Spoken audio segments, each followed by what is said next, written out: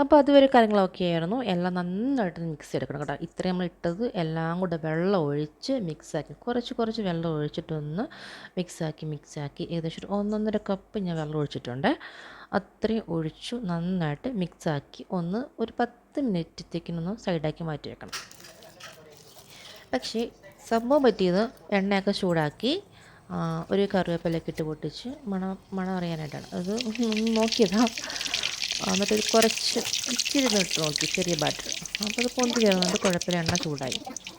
അപ്പോൾ ഏറെ കറിവേപ്പില ഇട്ട് കോരി വെച്ച് മറന്നു പോയി.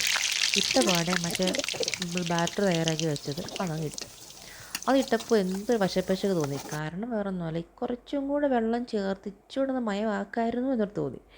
പിന്നെന്താ, അതെല്ലാം കൂടെ വാരി പെറുക്കിയെടുത്ത് എങ്ങനെയൊക്കെയോ വേവിച്ച് മൂപ്പിച്ചെടുത്ത് സെക്കൻഡ് ട്രിപ്പ് നന്നായിട്ട് കുറച്ചുകൂടെ ഒരു 1/4 കപ്പ് ഒഴിച്ച് കാണില്ല, കുറച്ച് ഒരു ടേബിൾ സ്പൂൺ വെള്ളം ഒഴിച്ചിട്ട് ഒന്ന് ജസ്റ്റ് ഒന്ന് ലൂസാക്കിയെടുത്തു.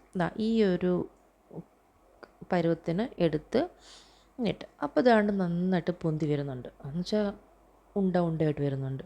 സോഡ പൗഡർ ഇട്ടായിരുന്നല്ലോ, അപ്പോൾ പിന്നെ അതുകൊണ്ട് നല്ല ഉണ്ടയായിട്ട് വരുന്നുണ്ട്.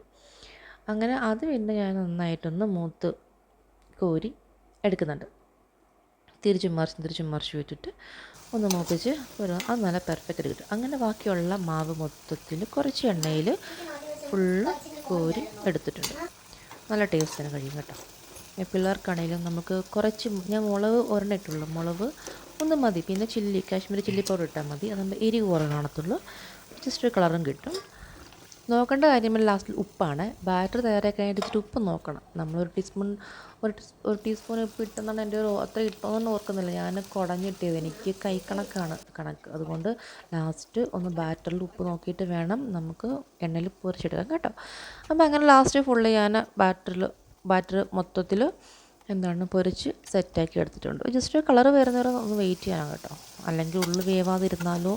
അതുകൊണ്ട് ഇതുപോലെ ലൈറ്റ് ഷെയ്ഡ് കൊടുത്തതുകൊണ്ടാണ് ഇത്രയും കുറച്ചൊരു കളർ വരും കേട്ടോ, നല്ല കളർ വരും.